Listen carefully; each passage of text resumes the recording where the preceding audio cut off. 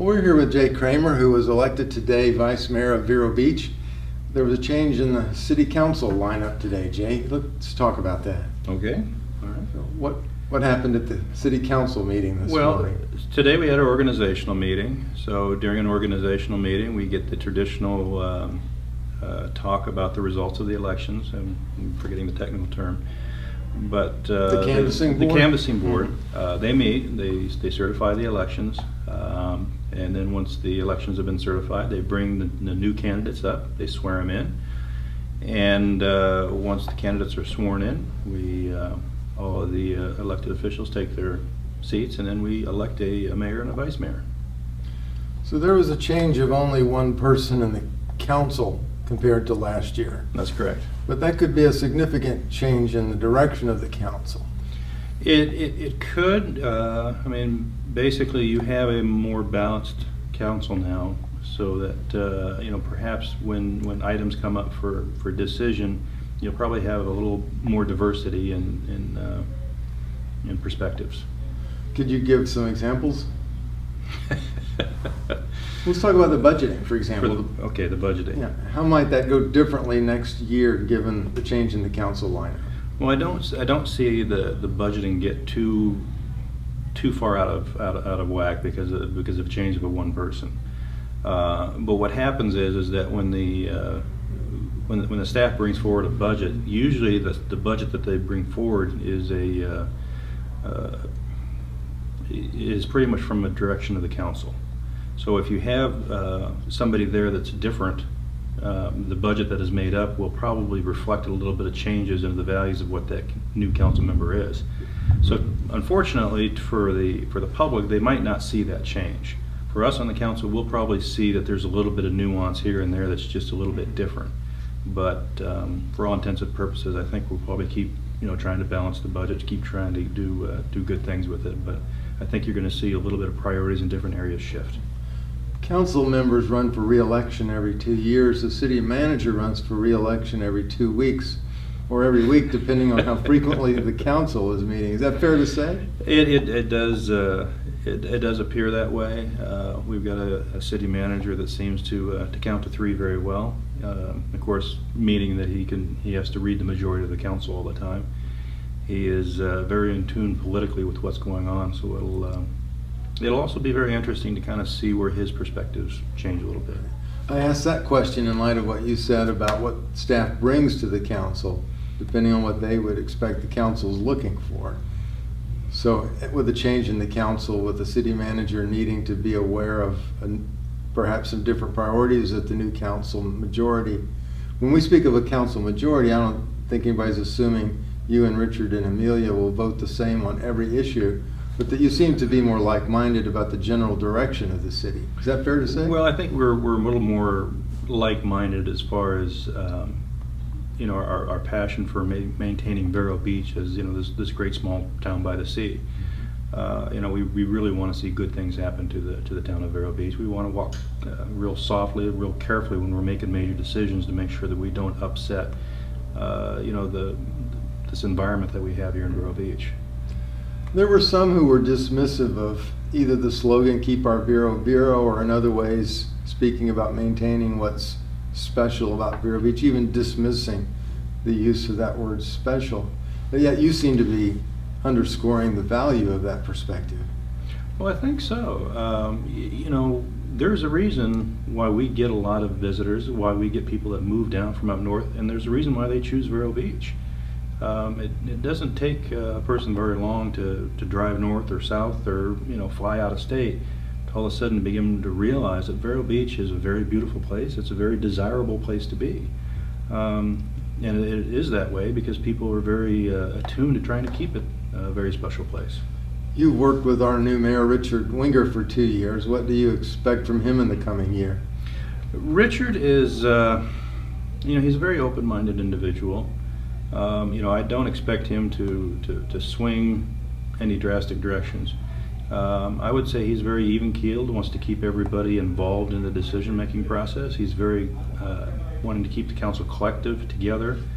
And I think he's very passionate about making sure that we continue to have people involved in our political process that are very much for Vero Beach.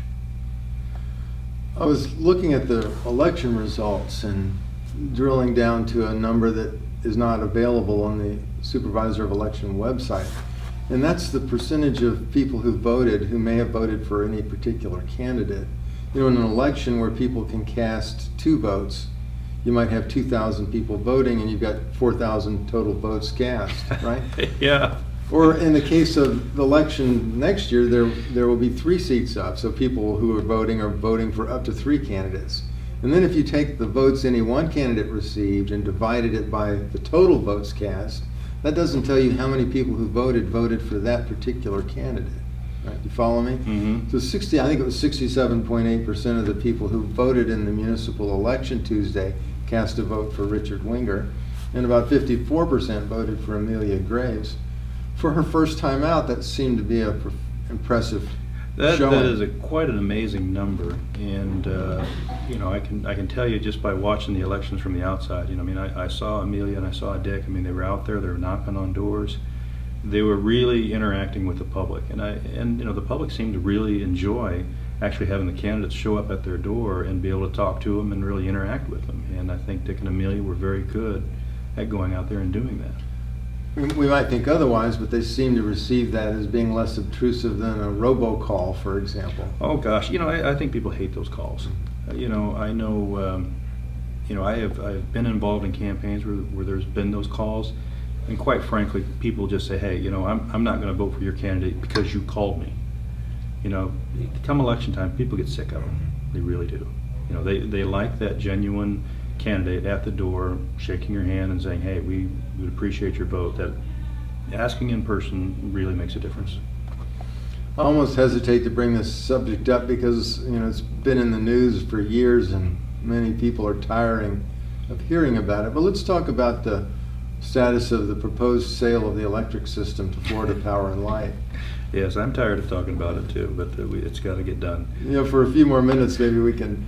FPL put a significant effort into getting a certain candidate elected, and so it seemed to be important to them to retain Tracy Carroll in office, and yet they were not successful. Does that really make any difference in your mind going forward? It does, because when I see the FPL put that kind of money into putting in a specific candidate, in the back of my mind, I've got to ask my question: Are they really trying to negotiate in good faith, or are they just trying to buy the election?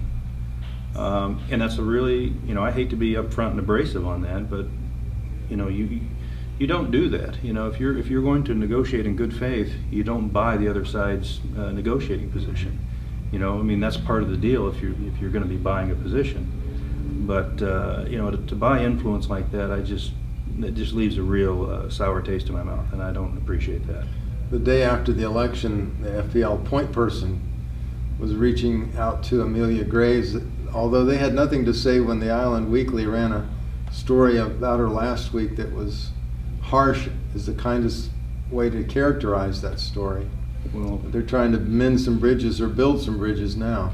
I would suggest they were probably trying to build bridges. I mean, I know I had one private conversation with Amy Brunges and some of their FPL people, and you know, the very last thing that Amy Brunges told me, she says, Jay, what would it take to get you to vote for this deal?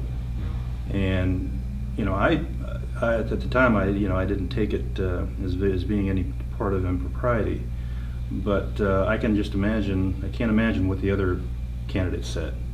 And I would hope that Amelia would kind of realize that, you know, FPL does have a financial interest in this, and but I think she's a real stand-up gal. I think she'll do the right thing.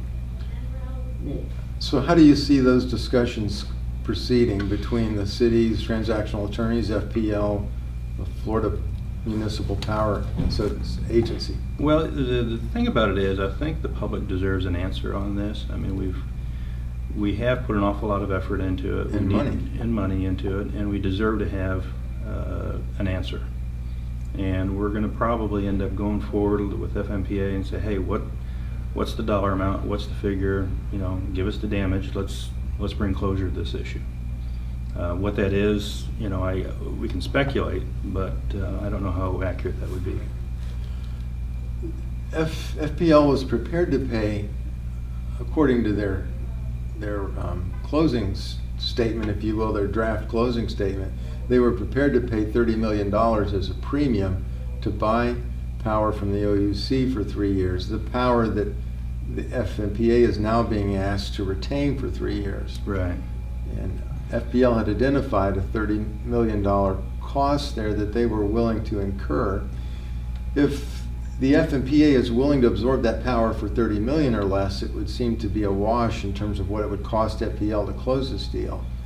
Well, there's a distinct difference there, because FMPA more than likely will ask them to pay for that cost up front, which will be included in the purchase price. Mm-hmm. Whereas when they were doing it through OUC, that would have been a cost that could have been blended into their fuel costs, so to speak, the cost of buying power.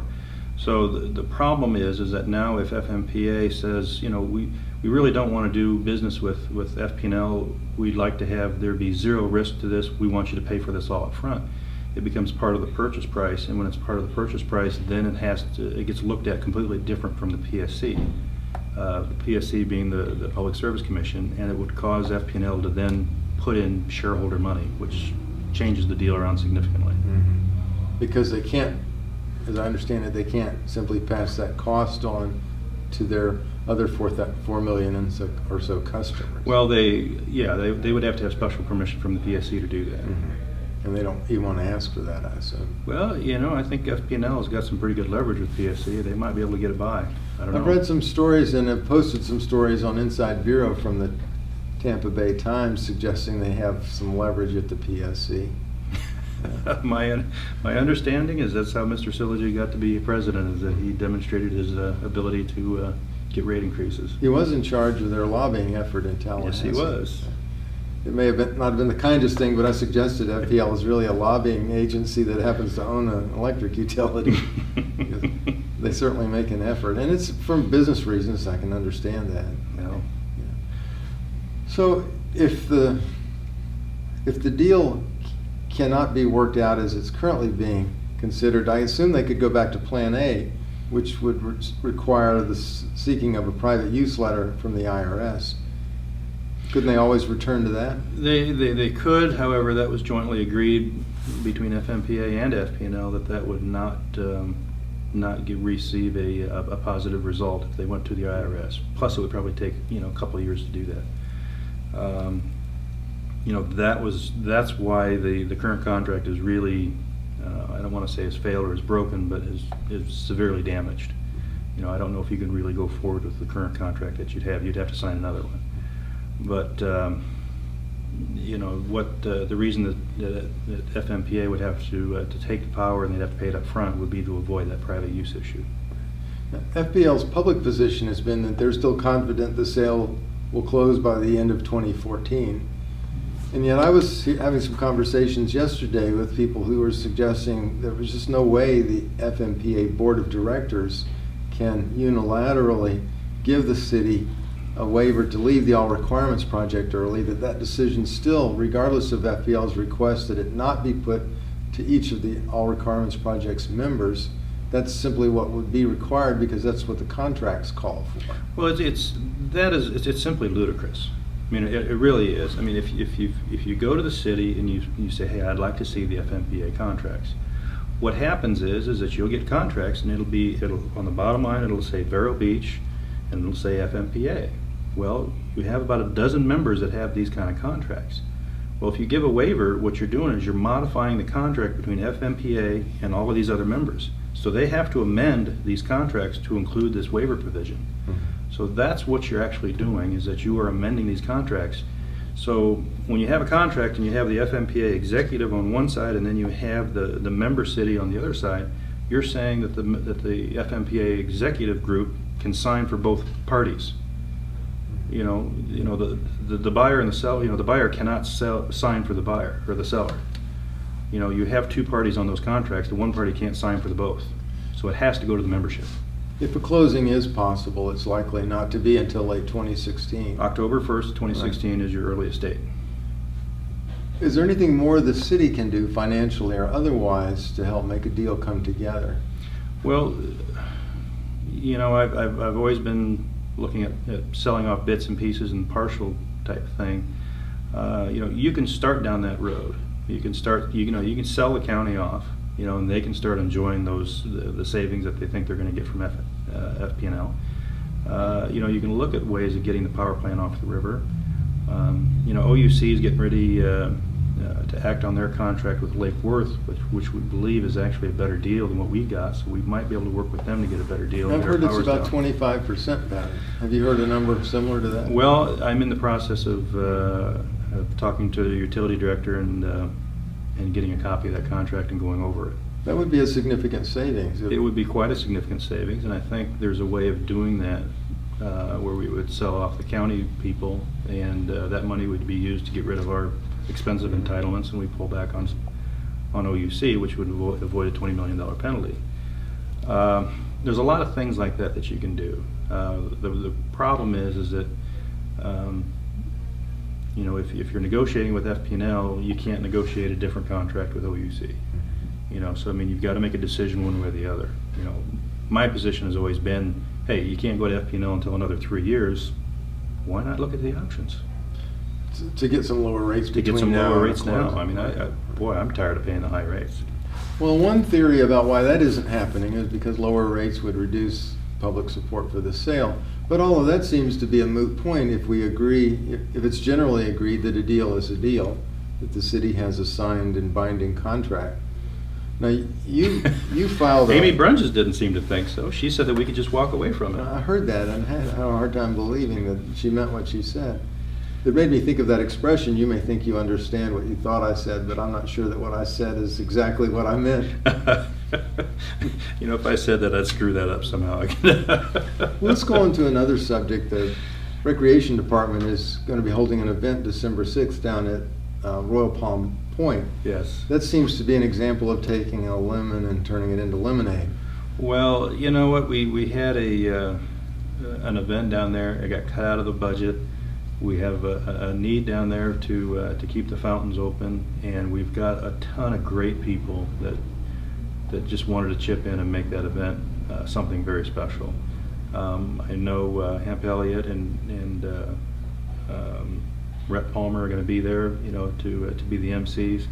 Rhett Palmer has been such a great help with trying to keep that fountain open, and a great help to keeping the kids so that they would have that access to that. But a lot of the thanks have got to go to Bev Paris, and I hate to keep congratulating Bev Paris because she doesn't like to be recognized all the time, but she is kind of our rock star of raising money and organizing and pulling things together. I've been absolutely amazed. And when she and Marty are working together, they're also an effective team. Well, I don't mean to disrespect Marty in any way, because Marty works behind the scenes and makes Bev look pretty good. But Marty does a wonderful job of making sure that the finances really go the way they should. They're a make it happen team. Yes, they are, without a doubt. So that event will be on December 6th. December 6th. That's our run. I believe I'm not sure it's a 5K run. Right. I'm not a runner, although they've tried to, tie a glow stick on me so I can run down the street and back. It's going to be a night run, which is kind of a different twist on a thing. So you'll see a lot of people running. I'm sure you'll see somebody dressed up in blue and green lights. We hope to light up the Barber Bridge blue and green, or red and green. I'm sorry. I'm thinking of a different holiday. And the events that it's got going on, I'm sure Bev will make it an absolutely spectacular event. Well, on top of that 5K run, there's a lot happening down there. A lot of entertainment. There really around is. The fountain and the parking area down there. Vendors will be there. Mm-hmm. Maybe thousands of people from the city and the county can come enjoy that. And hopefully we'll raise some money and keep the fountain open another couple of days for the kids. Being Sunday is one of the days it'll be open if the money is raised, when it wouldn't be open otherwise? I think so. Sunday is a really good, a good family day, and we'd like to keep it open on the Sundays so that families can come down and just enjoy the fountains. I guess I don't understand why, if it could be only open 2 days, and I'm just speaking hypothetically, why those days wouldn't be Saturday and Sunday. Well, I can't give you an answer. Is that kind of like the Parks Department closing the Washington Monument, and if there's a budget cut, we're gonna have to close the Washington Monument. Well,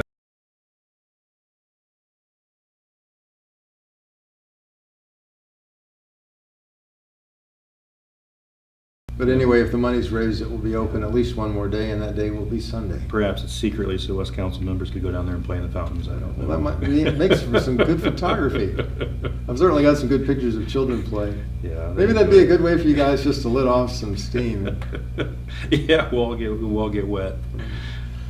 So you have one more year in your 2-year term. That's true. And what would be your priorities for this coming year, Jay? The priorities are really just kind of finishing up a lot of the projects that I'd started. The business improvement district for the downtown, I'd like to get that off and running so that those guys really have a place to work from, and so that we've got a future financially of reinvestment into that area. This rec department idea really it didn't start out really as a group that we would sponsor a lot of events, but all of a sudden it just took on a life of its own, and I'd like to keep that going, and probably spin that into some type of an organization that's not a part of the city, but it's kind of a citizen involvement. But we're looking at beach parties and sand volleyball and putting in new tennis courts and dog parks, and it's just turned into an amazing opportunity to have a board to do just these big projects that I think a lot of the citizens really have always wanted to do, but never had a place to do them. I would think that increases people's ownership in the city when they contribute to an event like that. They say one of the best ways to make a friend is to let someone do you a favor. That's true, and one of the great examples of that is that we were doing a gazebo down there at the swimming pool, and I'm still scratching my head how that came about, but you had some members in the community that says, hey, we've got an open spot here, and the builders got together and says, how about we just put a gazebo there? At Leisure Square? At Leisure Square. And those guys, they just, they got the plans together, they're raising the money, and I think it'll be a wonderful addition to Leisure Square. I look forward to maybe seeing if we can solidify that here probably in the next couple of months, but completely by surprise. Not planned. Now, are you going to bring the crystal gavel in next week and pass that off to Richard? Well, I don't know. If he uses it, something might happen to it. Right. But no, I'll bring it into City Hall if they want to see it. Maybe he could have both gavels there and use the wooden one if he needs it. Well, I'll be quick to grab the crystal one if he gets upset. Right. I'm sure that he can be made to get upset, but I haven't seen that in him. No, I think he's a very good-tempered individual. Usually on council, people hold it together pretty good, but it's usually after council that it gets to you.